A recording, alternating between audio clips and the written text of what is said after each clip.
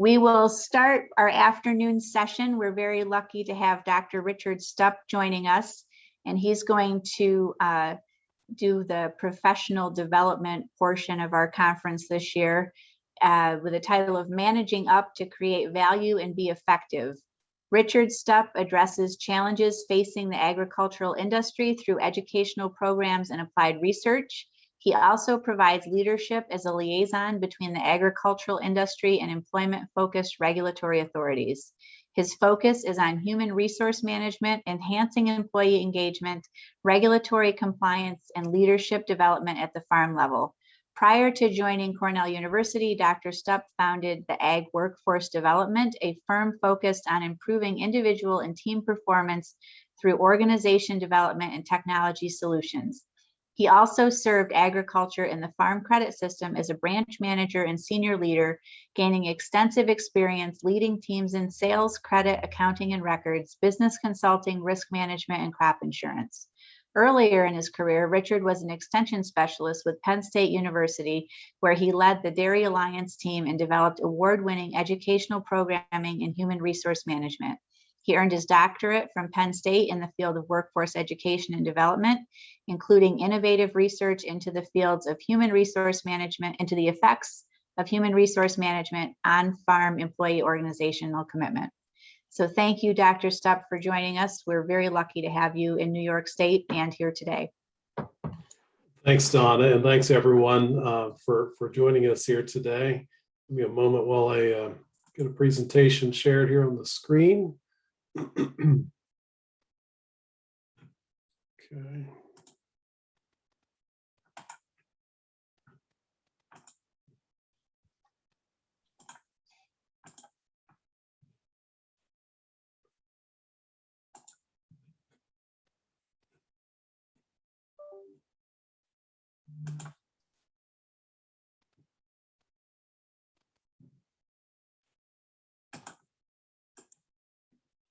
All right, it's coming.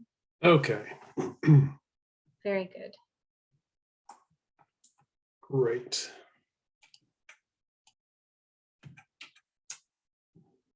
All right. Yeah. So it's great to be with you today, and fun to do this kind of a presentation.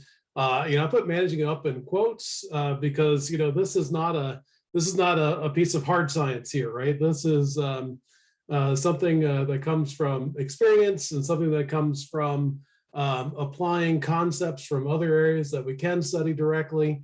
But some thoughts here about how to manage your career and how to manage up effectively, and how to manage that relationship with your boss. And so the way I've kind of structured and organized this is 8 tips, and we'll get into those in a moment. I just wanted to share that my background is a little bit different than most. I've spent about half my career in academia at Penn State and Cornell, and about half my career in private industry. So that's given me a little bit different perspective, working through different organizations. And I've also been on senior leadership team before. And so having that perspective from the top, as well as from different points in the organization, I think is extremely valuable. And maybe most importantly, one of the things that I've had the opportunity to do throughout my career, and I've really appreciated the most, is coach, counsel, and mentor younger people as they were working their way through their careers, through that early part of their career, which can be pretty challenging, through the middle parts of careers and that sort of thing as well. And that's been extremely rewarding for me. I've also learned a lot of lessons from that. So I want to share a few thoughts with you today. Managing up, what is that? Well, as usual, Dilbert has an answer to just about everything that's management related. So my boss is trying to groom me for management. How can I get out of it? Dilbert says. Tell him that as soon as you're sufficiently groomed, you'll stab him in the back and take his job. And so then Dilbert's with his boss and says, and then I'll take your job. The boss's reaction, I'm moving you to the advanced management class. So here's the bad part about Zoom. I can't hear any chuckles out there, but I'm just going to trust that there's a few chuckles occurring at this point. So for our purposes today, let's look at a couple of definitions for our purpose, or concepts to begin to define what we mean by managing up. The first one is working more effectively with your boss, your supervisor, your manager, whatever you want. I'm going to use the term boss here because it's the person that you report to. So that's, if we want to be effective in our careers and we want to have a long career, we need to figure out how to do that. And it's not just for our career development, it's also just for day-to-day helping the organization to succeed. And then it is taking responsibility for our careers. So that's something that I found that a lot of people early in their careers haven't learned, is that they're looking for someone to be actively coaching them, helping them to find what the next opportunity might be and what training they might need and so forth. Often people need to learn that at some point you need to take your own responsibility for your career, have an input on how you're being developed and what you're learning and what the next steps might be for you. So it's just one of those things that early career people need to learn. And then a third part of managing up is not just about your boss. It's also about gaining influence in the organization more broadly. So when you begin to be seen in the organization as someone that is effective, that is getting the job done well, that is, possibly a high potential person that could move up in the organization, you'll begin to have more influence throughout the organization. And that's something for us to think about as well when we think about managing up. All right, let's talk about 8 tips for managing up effectively. First one is for us to pay attention to organizational goals and strategies. I put that visual in there of, a manager in the background, kind of like a wizard of some kind, and moving those resources around, those resources being people and buildings and, other decisions and so forth, and trying to achieve whatever those high-level strategic goals might be for the organization. And that's what we kind of think of as senior leaders, as that high-level strategic thing, which is certainly important. The problem is there's often a bit of a disconnect between the senior leaders that are taking that long-term view and people in the middle that are closer to production, and then people all the way at the front line types of position that are heavily involved in day-to-day production. So we've got this disconnect that happens in many cases. And, sometimes the people at the top and that senior level position, when they're talking about strategic moves and longer term goals, sometimes they can be seen as disconnected from that place where the real work takes place. And here we have, the real work getting done in some kind of, in this case, food manufacturing environment. But in this case, the folks at the front line are heavily engaged, day to day, just in getting the work done. And often in this overall labor environment that we're working in, we're often doing that with minimal staffing or even shorthanded. And I know that I would hear a sigh from many of you at this point if we were together in person, because I know that's how many people, many food organizations are working right now. So a lot of times the frontline people are really skeptical then about new strategic plans or changes. And I'll bet most of you have even heard comments like this. This is the way we've always done it. I know we've all heard that at one time or another. Or how about this one? We tried that before and it didn't work, so it won't work now. Sometimes the frontline folks are so connected to that process, how we do things, meeting the needs of production and meeting the needs of the customer, that these are the kind of focus that we have at the front line. And it's very, very different from what might be happening at higher levels in the organization. And I wanted to talk about this. This is a concept that comes out of the study of change and organizational change. Daryl Connor first came out with this visual, but I like to share this because it explains a lot of things about how things work in organizations. So those of you that are mechanically inclined, imagine that top gear. And that's the top leader, the CEO, right? When that gear starts to turn, you can imagine those middle managers, the medium-sized gears there in the middle, they're going to turn as well when they engage with the teeth on that gear from the top leader. But they're going to be turning a little bit faster. Top leader then turning slow, middle managers turning a little bit faster. The ones below that are even smaller gears, kind of a supervisory level, they're going to be turning even a little bit faster. And then the frontline workers all the way down there on the bottom, those smallest gears, they're going to be spinning fast. So put that visual in your mind. Slow movement at the top, fast movement down at the bottom. And here we'll build on this. So that's the perceived rate of change. When we change something in an organization, then the top leaders see it as, okay, we're making some slow incremental change here. And let's say it's a change in a standard operating procedure. From the top leader's perspective, well, this is a simple little thing. We're just changing how we do this process. But for the person at the front line, whose process is now changed, the way they've been doing it for years maybe, suddenly they've got to learn something new. This might change a whole bunch of unforeseen other things around that job. This is why sometimes that change is so much perceived so differently from different levels in the organization, and why it can be tough. And frankly, why there's sometimes pushback with change in an organization. And then here's the other side, the attitude towards that change. So top leaders seeing it as, well, it's really no big deal. Whereas the frontline people are saying, wow, this really changes my life. And I wanted to share this because, again, it helps to explain a lot of things taking place within organizations. But we're talking about managing up, so we need to think about it from that perspective of all those people at the lower part, those gears in the lower part of the organization, how they can communicate back up with people at different levels in the organization, and how this might impact perspectives. So in many organizations, we've got these disconnects. We've got the people close to the front line who have those well-established processes, and I put that in the square rectangle. It's kind of firm and well-established there. And then we've got the middle managers who are, thinking about tactics and goals, and maybe bringing some changes along as we meet the customer's needs or achieve some of the additional goals. And then we've got the people at the top. And I put that in a bit of a cloud, but the people at the top that are thinking about strategy.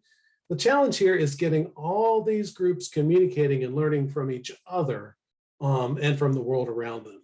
So we want to move away from this kind of an arrangement where nobody's really connecting very well to this kind of arrangement. And when we achieve this in a business, this is called alignment. We've got alignment from the frontline process up through tactics, goals, and strategy. And in order to achieve that, I want you to pay attention to that green bar on the side that talks about communication. Because if we've got communication throughout the different levels, if those working on strategy are communicating well with those all the way down to process, and those at process are also communicating back up or managing up in order to communicate effectively with the different levels above them, then we can have this alignment, and then we can have an organization that functions more smoothly and frankly is more agile, can adapt to change more readily, and can adapt processes in order to make sure the organization is positioned the way it needs to be as the future moves forward. So with that in mind, we need to be thinking about how do we anticipate anticipate your boss's needs, because let's say your boss is somewhere in that middle manager type of role, or even the senior manager type of role. That person has definitely some requirements or expectations that are put on their plate about achieving goals or making a change happen in the business. What is she asked to achieve, and how does your work contribute to meeting her goals? So for the first one, we need to understand what the strategies are and how can I position my work as I'm managing up to help my boss to achieve whatever her goals might be, so that she can be effective with her boss. Because if we do that, if we're thinking about it, we're not always focused on what we're doing day to day, but if we can be focused on what my boss needs and what potentially the people above her need, then I can help them to be more effective at the same time as I'm being more effective. So that's what I encourage you to do. Think about what your boss's needs are as you all try to achieve this greater alignment and achieving those strategic objectives of the organization. Let's look at the third one then. That's about communication. So what I've put up there is some of the coaching questions that we use when we train supervisors. And we're actually doing a lot of this in my program, Ag Workforce program at Cornell. We found that in a lot of organizations, I work with farms primarily, but also other organizations, we found that a lot of supervisors really just don't get the training that they need. And part of that training is, and I'll talk about that a little bit later here, but part of that training is the ability to communicate effectively up and down the organization. But part of that is communicating proactively. So how are you doing with your work and hitting your goals? Rather than waiting for my boss to come and pry that information out of me, maybe I need to participate in gathering that information and sharing it back with my boss on a regular basis. Also communicate some things like what obstacles are in my way. There's something holding me back or keeping me from hitting some of those goals. Now, what are those obstacles and what might I need to perform a little bit better? And here I want to share a story that actually comes out of my experience. And this is from private industry.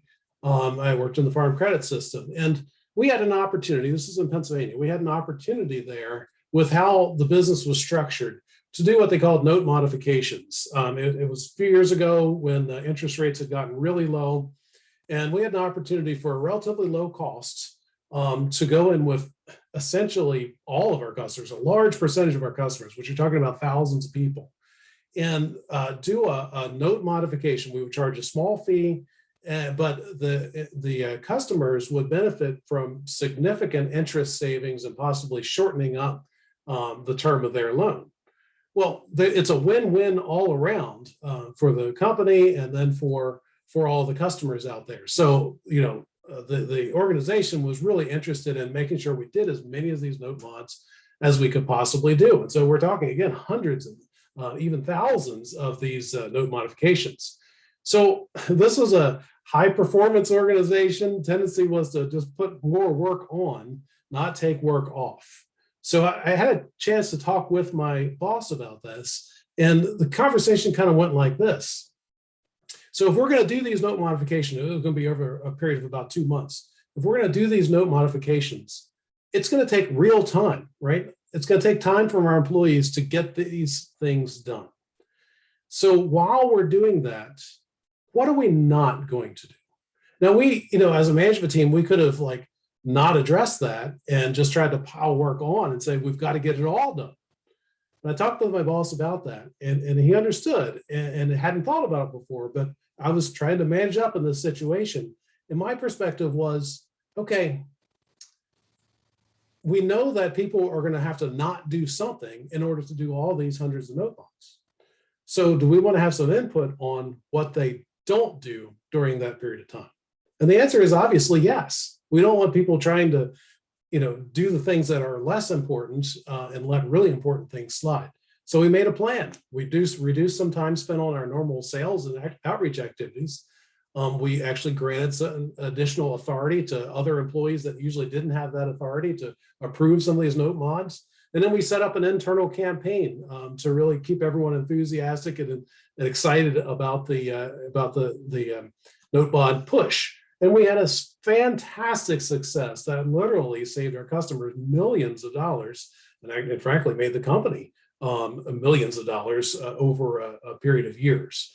So huge success, but a lot of that came from just thinking through some good managing up and really trying to make sure that we were thinking about the needs of the employees at the front line and how we would effectively get this done. Yeah, so another aspect of that, and those of you that know me know that I'm a big Penn State fan, so pretty happy about how things have started out this year. But I like to focus here a little bit on the value of supervisors. Now, one of the things I see happening in organizations is that as managers get promoted up to higher levels and even up to the senior level, often they're not directly supervising as many people, it's just a very small team. And those people that they are supervising are middle managers and up. And there's highly skilled people that, frankly, it's a little bit easier to supervise some of those folks. There's a tendency as managers rise up in an organization to forget how tough it is supervising at some of the frontline levels and the lower levels of the organization. Imagine a team Imagine a football team without the coach. There's James Franklin from Penn State. Without the coach there supervising and coaching and making sure that the plays are run right and that they're successful, that team's not going to accomplish much. It's certainly not going to win. And that all comes from the frontline supervisors, in this case, the coaches, making that happen. You need to make sure when you're talking to your boss, if you're a supervisor or middle manager that is overseeing other people, make sure that they remember and appreciate how tough it is to get the work done, how challenging it is to bring new people into the organization. They need to start from square one with learning this business and what their job is to be. And make sure you're talking with them about what you're doing in that area, how you're leading your team, how you're focusing on developing their skills and identifying high performers and all that sort of thing. Supervision is so important for every organization. In fact, the Gallup organization, the big poll organization, does a lot of human resource research, and they just came out with a new book.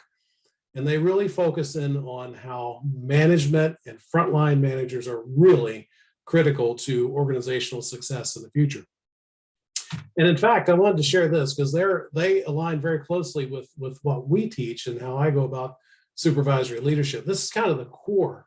And those of you that are supervisors and managers out there, I want you to get this image in your mind of the performance triad here on the right, because this is the core of your job. It's what everyone that's supervising people should be doing on a day-to-day performance. And I'll start with the middle of that triangle. You've got an up arrow, and that is representing increasing employee performance. So if we want that to happen, if we want our employees, our teams, and ultimately our organization to be increasing in performance, there's three things that every supervisor needs to be doing and every organization needs to build into that. And that is the bottom line here is expectations. I'll look at that side of the triangle first. We have to be absolutely clear about what we expect from employees. And that includes things like standard operating procedures, job descriptions, some basic tools like that. Also communication about things that you might find in the employee handbook. If we're clear about communicate clearly about our expectations, amazingly, most people meet those expectations. A lot of times, though, supervisors and organizations are not clear, and so that leaves confusion and misunderstood goals, misunderstood expectations, and so we need to be clear about that foundation of it. The second leg of the triangle on the left then is training, and training is really about knowledge and skill and acquiring knowledge and skill. And I put a couple of things in there. Training. It is certainly to develop job skills. It is certainly training for new employees. So how are we doing onboarding new employees? Because research says that the better job we do onboarding, the more likely people are going to be high performing, are going to stick around and be retained in the organization. So training is any type of knowledge and skill development. And then the other leg of that triangle is feedback. And I find this one incredibly important. And in fact, I've done research in organizations that looked at the impact of feedback on things like organizational commitment, how committed the employees feel. And feedback always rises to the top. Feedback is the quality of information about their performance that employees receive. So generally, supervisors need to be making sure that employees get feedback about how they are performing. And it doesn't have to always be verbal feedback, although that's really important, some positive feedback, some reinforcement of good behaviors, but it can also be automatic feedback. Can we build our systems to provide information that the employees can read themselves and see that I performed, up to expectations or up to the goal that we're aiming for? That's another area. So think about that. That's the core of your job, supervisors. If you want to improve performance, clarify expectations, do a good job training, and then give feedback on performance. All right. Managing up, continued. Is there a problem? Well, there's always going to be problems in any organization. In fact, if you're a manager, that's kind of what your job is, right? You're not needed if there aren't any problems. So managers, you're going to be solving problems. Well, when those problems come along, take responsibility for those problems and fix them.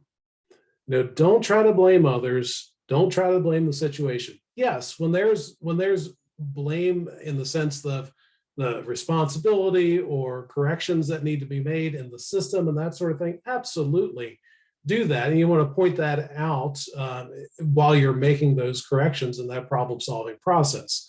But it's really important for managers not to try to blame others, but to take responsibility for that. And when we're managing up and we do have the maturity to take responsibility for problems that come up, that will be seen by people further up in the organization and recognized. Here's another side of that. So when you've got a problem and you're bringing it to your boss, don't just bring the problem, bring potential solutions as well. There was a wonderful Harvard Business Review article from many years ago about the whole expression of a monkey on your back. And so imagine it this way. If you, as a subordinate, you bring a problem that you have to your boss and say, hey, can you help with this? Or I have this problem.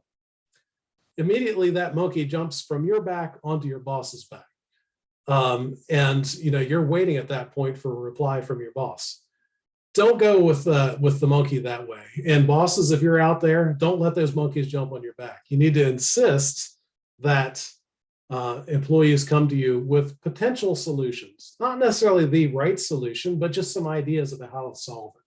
And when you do that, as a person who's trying to manage up, again, that'll be recognized because you'll be seen as a problem solver and not just as a problem bringer. Okay, another aspect, number 4 here, is to adapt your communication style. Some of you have seen this before. This is the DISC profile. There's a lot of different communication profiles and sometimes personality profiles that organizations use. I use DISC, and I do prefer it because it's really all about communication style. And so there's 4 styles here. We're not going to do all of DISC today, but those of you that have participated in this, and many of you have, this is a quick reminder of it. But for all of you, I want you to remember that DISC and other assessments like this are not just about the interesting part of learning about yourself and others. They're also about doing something with that information. And the doing something in this case is adapting your communication style. So with DISC in the upper right-hand corner, we've got the dominant style. And those folks are very assertive, tend to be on the somewhat analytical side, but generally they're assertive and want to get things done and move quickly. And fast-paced and task-oriented.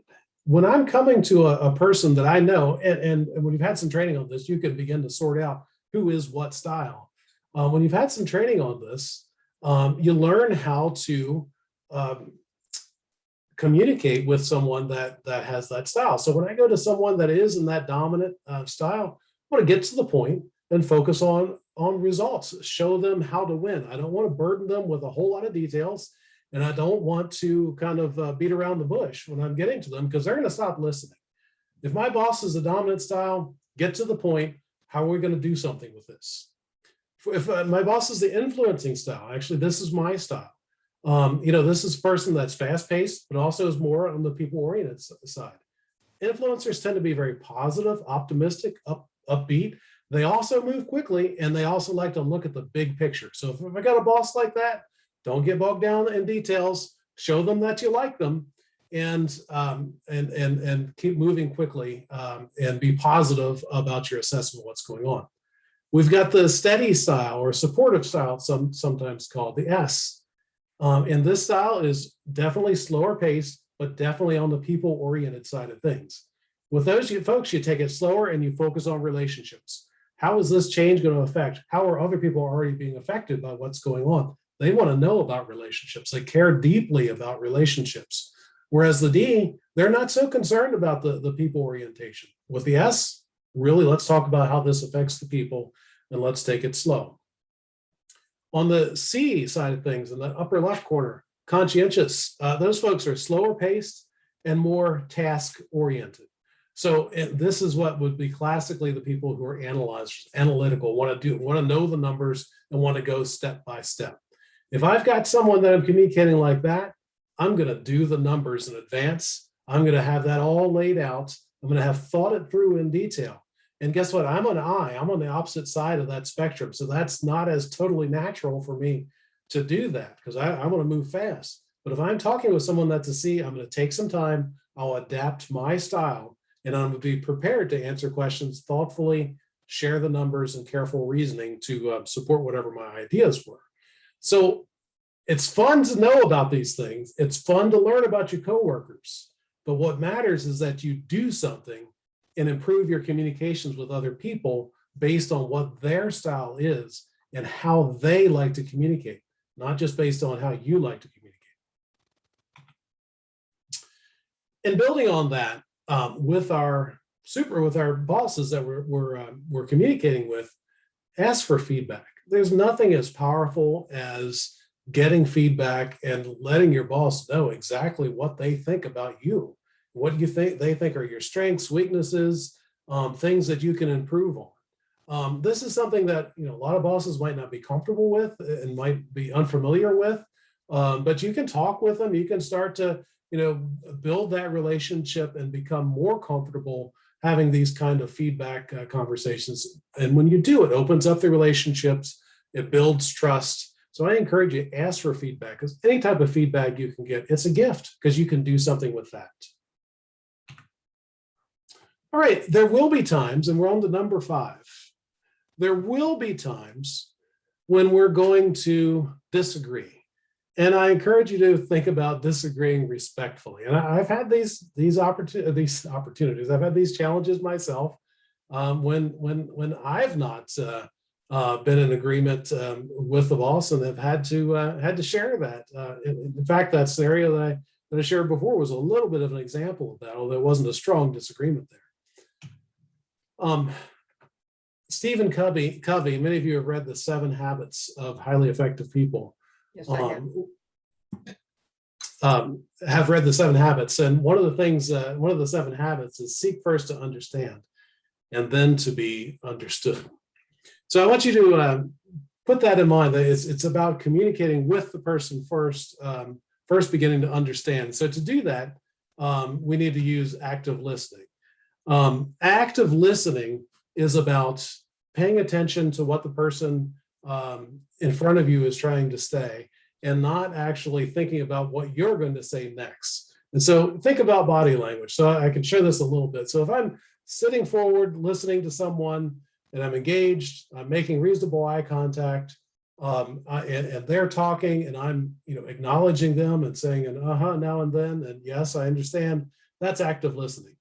If someone's trying to communicate with me and I'm not really paying attention, if I'm looking at my cell phone, that sort of thing, there's no way I can be actively listening and fully engaged the way that I need to be. So first off, actively listen to what the other side, your boss potentially, is saying, and seek first to understand and then to be understood. So try to understand fully what he or she is trying to communicate, because you might be able to resolve the conflict right away. It may just be a misunderstanding. Share your point of view based on facts and data. And here's where it's important when you're managing up, is to have the facts and data and understand that and be able to present that to your boss so that he or she can understand where you're coming from, what the facts are, what the data is that you're working with. Because again, very likely you're going to come together at some point, find some common ground. And that is, look for common ground. Yeah, where can we resolve this impasse? Where can we find that there was a possibly miscommunication, which most conflicts are, and how can we come up with a plan that resolves the situation for everyone? But then at the end, when you've talked it through, when you've had a chance to be heard, when you've listened actively and you understand your boss's point of view, there might still be some disagreement. You might have resolved it. But if there is still some disagreement, part of your role as a subordinate and as a team member is to accept those final decisions and then ultimately respect your boss's authority. For whatever reason, they're in that chair, they're in that spot on the organizational chart. They might very well have some information that you don't have. They might have some experience that you don't have. And for whatever reason, they've got that authority. You're going to have to, at some point, accept that, appreciate that you might not have the same perspective and you might see things differently if you had all of the information that they have. But at some point, you need to accept the final decisions and move on. And I'm thinking about this from a middle manager perspective, because there's nothing worse than when a middle manager gets a decision that they don't agree with, and then they go back to their team and they run it down with their team and they undermine their leadership. That really doesn't look good for the middle manager. It's really destructive for the organization. It really doesn't help your team. It's really a disaster scenario all around. So even when you don't agree with the decision, you need to put your teamwork hat on. You need to figure out the best possible way that you can go back and, as that middle manager, manage the situation and move forward. Now, what if I have a bad boss? And this does happen. First off, just disagreeing with your boss or disagreeing with you doesn't make him a bad boss. So get that out of your mind. Some people are so focused on conflict that they can't grasp the idea that others just might have a different perspective. If you're going to manage up effectively, if you're going to move up in the organization, you got to understand that you don't always know everything and you don't always have the full perspective. Avoid going around or undermining your boss. That's huge potential for that to backfire. Again, it makes you look bad up and down the organization. And ultimately, it's a great way to poison the relationship that you have with your boss. If it comes out that you've been undermining your boss, it's really going to ruin that relationship and make it very difficult for anything productive to happen going forward. But I will say, sometimes you do have a bad boss, and you need to think about your own ethics and about what you believe is right and act ethically at all times. I'm going to share a little personal story on my side of things here as well. I once had a boss that was essentially trying to make the projections for the coming year look prettier than they really were going to be. He had his own reasons for taking that information back to the board and for painting that picture in the budget at the beginning of the year. I, as a department manager, I think probably had a bit more realistic perspective about what was possible, and felt that those numbers were unrealistically rosy. And I have to say, I struggled really hard with that and deciding whether or not I had an ethical obligation, because at the extreme, this could be misleading the board of directors with false information. And I really thought about that. I thought whether I should be a whistleblower, whether I should really raise this issue through the proper channels. But then I thought about it some more, and I came to the conclusion that, okay, in this case, it is projections of budgets. And we know that projections can be wrong. And we know that they're, in many cases, just an estimate, just a guess of what we're going to do.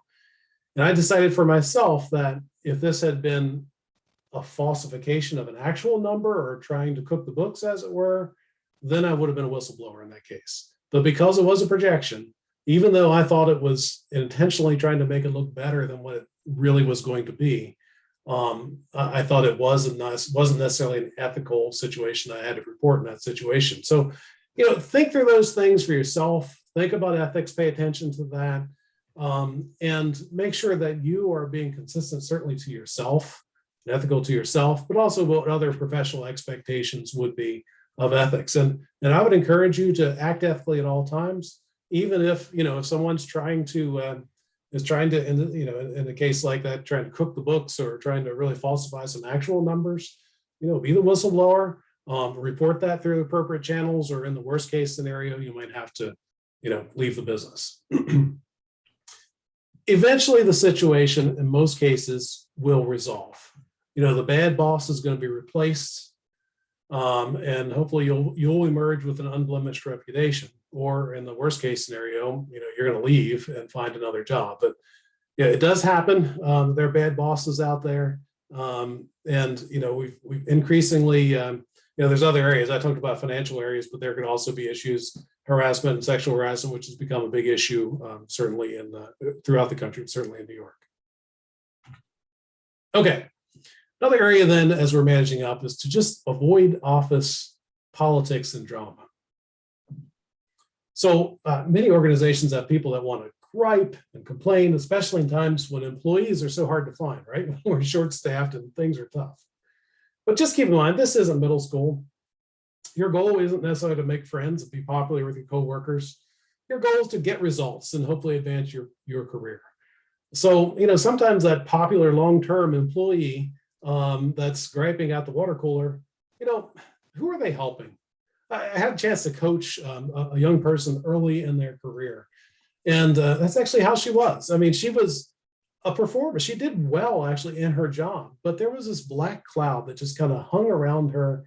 And what I mean is that she was always being negative, always running other people down, always critical of management and upper management around the coffee pot or whenever she had that chance to have those conversations, including I learned on social media. And I had a chance to sit down with her and talk her through that and be very frank and candid with that conversation. And I asked her a couple of questions. Who are you helping with these things? Who are you helping with all this negative talk? I shared with her that we don't all necessarily agree with everything, but when you're negative like that and you're running other people down, running the organization down, are you helping yourself? And you spend a few minutes thinking about, you're really not helping yourself. You're actually hurting yourself. Are you helping your teammate? You're not helping your teammate. If anything, you're ruining their day. You're making them depressed. You're engaging them in what could potentially be career damaging conversations. What about our whole team? Are you helping to raise morale? You're not. That water cooler talk, that negative talk, that you're really just hurting yourself and your teammate and your whole team. And I'm actually proud to say that she really took that to heart and she changed her attitude. She became a different employee. She became much more positive. It wasn't overnight. There was some backsliding and falling back into old habits, and we talked about them again. But she actually blossomed and really became a high performer, really became a positive leader in our team and then ultimately the organization. And so, helping someone, she was early in her career, helping someone to spot some problems in their own behavior like that and get back on track can be really rewarding for both the organization and for the individual. Let's talk about understanding yourself. You want to get honest feedback about yourself from your boss. We talked about that before, but possibly from others or in the organization, maybe a mentor or maybe some peers in the organization can really help you. And here's a couple of things you might want to get feedback about. Personality, oh, there we are. Personality. So quick story there. I was a conflict avoider, and early in my career, in my leadership career, it kind of spoiled what I was trying to do. I was able to work with my team well, but when conflicts came up, I wanted to just kind of get away from that, ignore that. When conflicts came up with people outside of my team, I tended to try to get away from those and avoid those kind of things.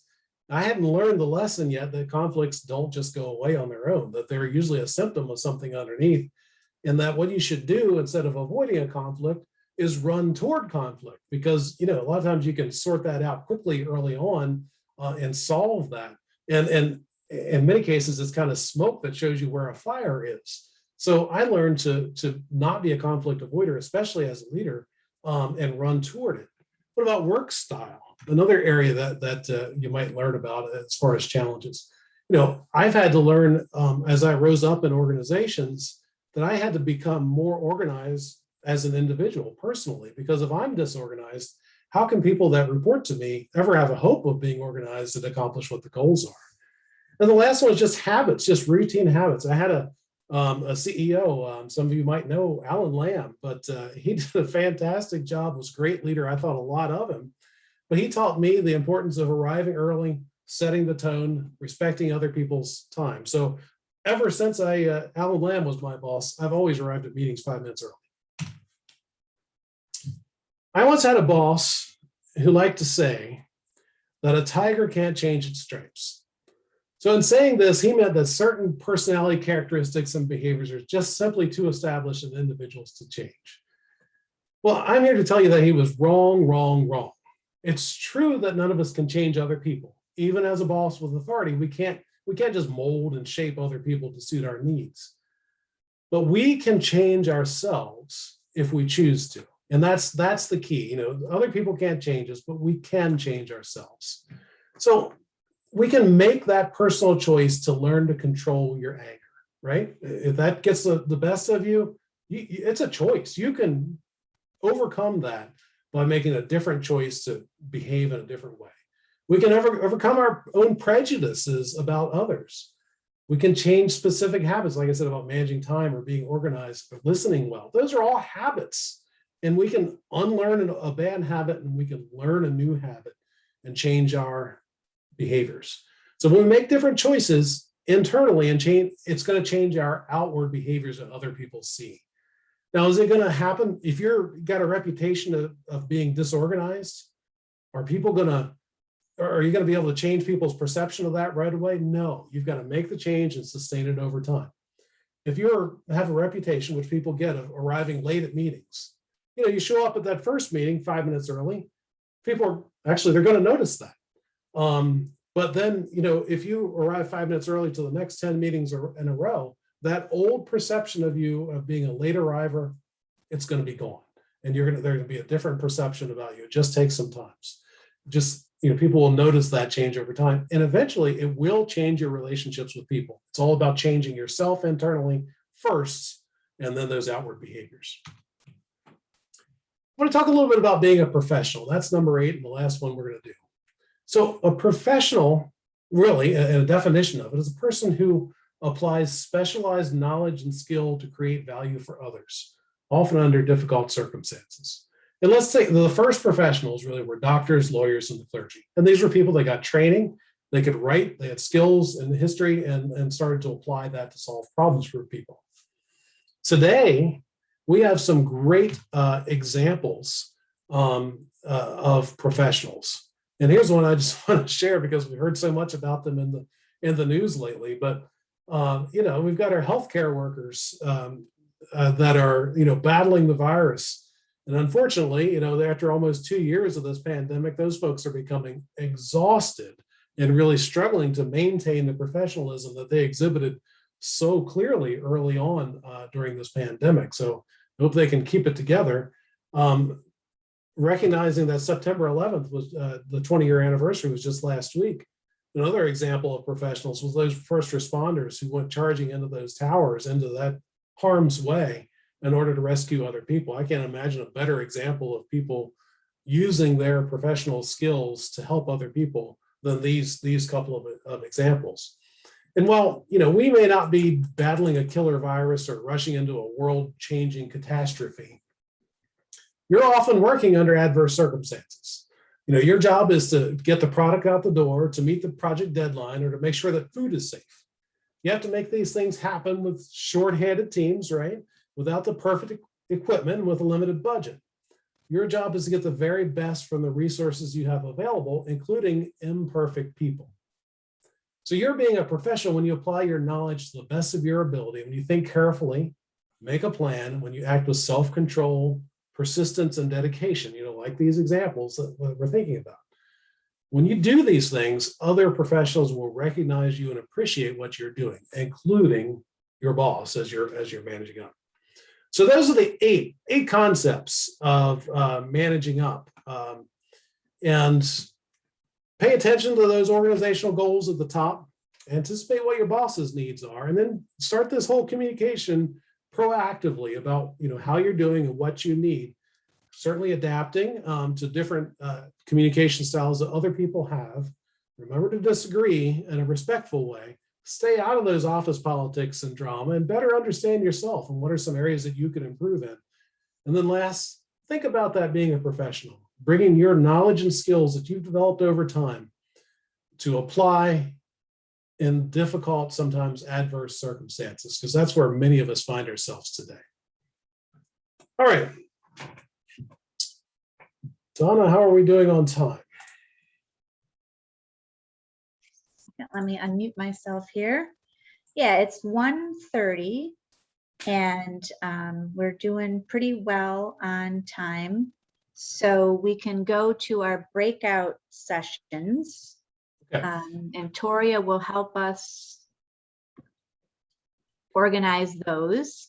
So before we break out, Yeah. I'll do a little setup here. And so we've got, I think, about half an hour, right, for the breakout sessions. And so what we'll do is break you out into groups of about 4 or 5. I think we're randomly assign everyone into those groups.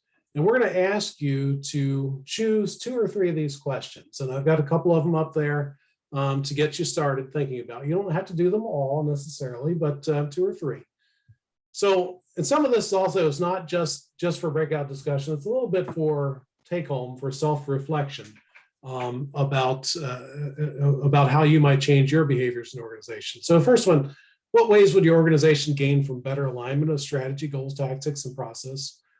What steps could you take to manage up by improving alignment with your boss or your subordinates or peers? So how could you improve that alignment in your organization? Because we all can do something about that, regardless of where our seat is in the organization. So looking back then a little bit, in what ways have you changed yourself? You know, how have you changed yourself as you advanced in your career? So for those who supervise or lead others, what changes were especially important when you made the transition to supervisor, which is possibly one of the biggest transitions that anyone makes throughout their career, is being from going from an individual performer to a supervisor. Third, what opportunities do you have right now to communicate proactively with your boss? How could you better communicate about your goal, performance, obstacles in your way, and what you need to do better? So those are the 3 for you to choose from in your group. We'll take about 20 minutes in your breakout groups. So get in there and have a good discussion about that. Share some of your insights. And then one person from each group, be prepared to share in the chat 1 or 2 key insights from your discussion, okay? And then we want you to be not just necessarily the person writing things down, but want the whole groups to be prepared to follow up and expand in the discussion with the whole group when we come back. So we'll take about 20 minutes. We'll put those 3 questions in the chat for you and talk among yourselves, and then we'll come back together and you'll put at least one insight into the chat that we all can see. Does that make sense? Sounds good. So yeah, I'll just let everybody know we're going to do random groups of about 5 or 6 people. So there'll be about 10 groups, and we'll come back around 1:45 and share some of our insights.